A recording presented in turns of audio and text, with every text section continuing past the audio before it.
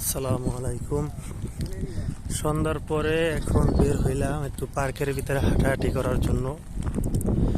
সত্যি কথা বলতে এত সুন্দর, আর বাতাস অনেক ঠান্ডা বাতাস, মানে শরীর শিমশিম করে এরকম ঠান্ডা বাতাস, মানে মন একদম জুড়াই যাইতেছে। এত সুন্দর পরিবেশ, এত সুন্দর পার্ক।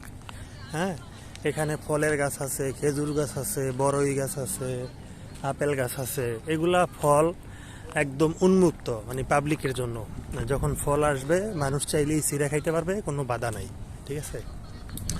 আর পরিবেশগুলো এত সুন্দর, মানে আজকে আমি কাতারে 4 দিন, আমি যেই জায়গায় যাই ওই জায়গায় আমার মনটা একদম ভইরা যায়। হ্যাঁ, এমনি যে বলে যে কাতার ধনী রাষ্ট্র একটা, বিশ্বের মধ্যে অন্যতম একটা ধনী রাষ্ট্র কাতার। আসলে কথাটা ধনী রাষ্ট্র ঠিক আছে, কিন্তু শান্তির দিক থেকেও মনে হয় 1 নম্বরে। হ্যাঁ, এত সুন্দর জায়গা, এত সুন্দর পরিবেশ। ঠিক আছে। আর রাস্তার গাড়িতে চলে, এটা তো বলতেই হয় না, যে যার মতোই চলে।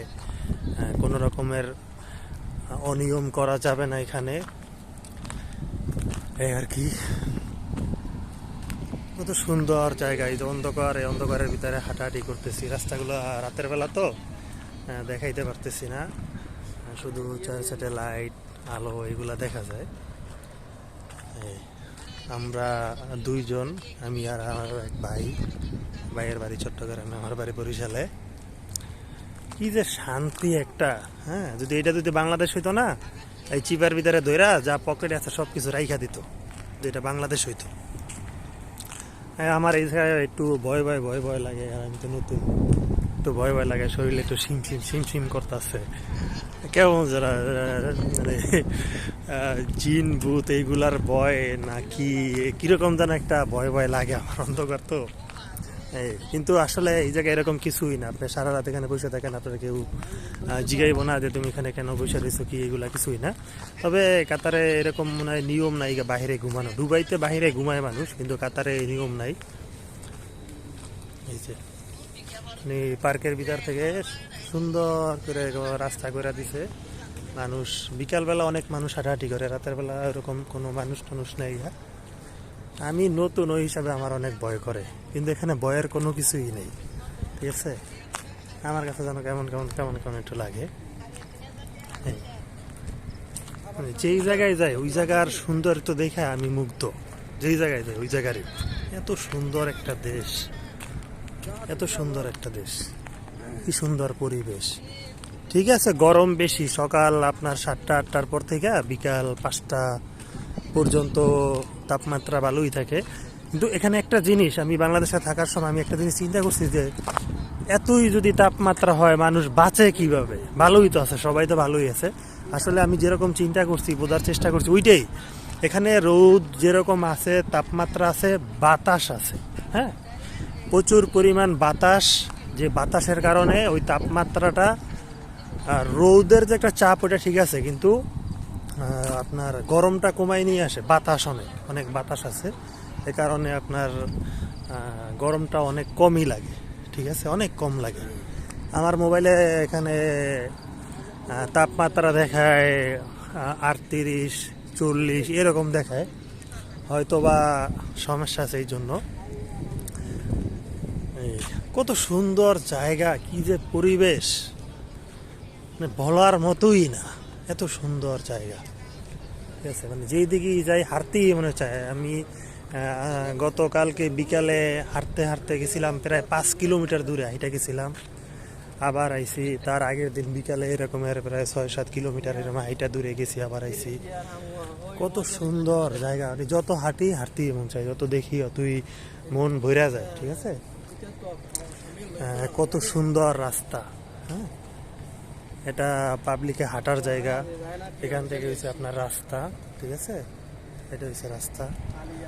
আপনার জ্যাম জিনিসটা মনে হয় কাতারে নাই বলতেই চলে, যে কোথাও জ্যাম আছে, গাড়ি দাঁড়াই থাকবে, এগুলা খুব কম। আপনার সিগন্যালে পড়লে সর্বোচ্চ 1 মিনিট, এর বেশি মনে হয় না। আমি এই যে আজকে 4 দিন ঘোরাঘুরি করতেছি তো গাড়িতে, বিভিন্ন জায়গায় দেখলাম বেশি না। এই গাড়ি যার মতন সে যাইতেছে, অল্প সময়ের ভিতরে অনেক দূর যাওয়া যায়। এটাই কি যে সুন্দর, কত সুন্দর। হ্যাঁ, এখন এদের মানুষে হাঁটার রাস্তা, কত সুন্দর জায়গা, শান্তি। এখন একটু কাজে কম, এখন একটু কাজ কম কাতারে, একটু না অনেকই কম, অনেক মানুষই আছে যারা কাজ নাই, বসে আছে বাসায়।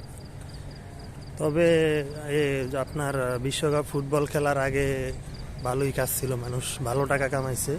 এখন কাজ নাই, হয়তো সামনে আবার কাজ শুরু হইব, ঠিক আছে। এই সবসময় তো আর এরকম থাকবে না, কাজ তো অবশ্যই শুরু হবে। হয়তো এবছর যদি না হয় আগামী বছর বা তারপরেও হইতে পারে, কাজ শুরু হবে। এই, যারাই আছে ভালোই, মানুষ আছে কষ্টে আছে, কিন্তু এত বেশি খায়, মানে তাদের খাবারের যে তালিকা পুরাই ভিআইপি। হ্যাঁ, মানে এরা যে পরিমাণ খায়, প্রচুর পরিমাণ। সন্ধ্যার পরে নাস্তা খাওয়া লাগে সিরিয়াল পুরা জায়গা। হ্যাঁ, একটা পরোটা 1 টাকা, মানে বাংলাদেশে 32 টাকা।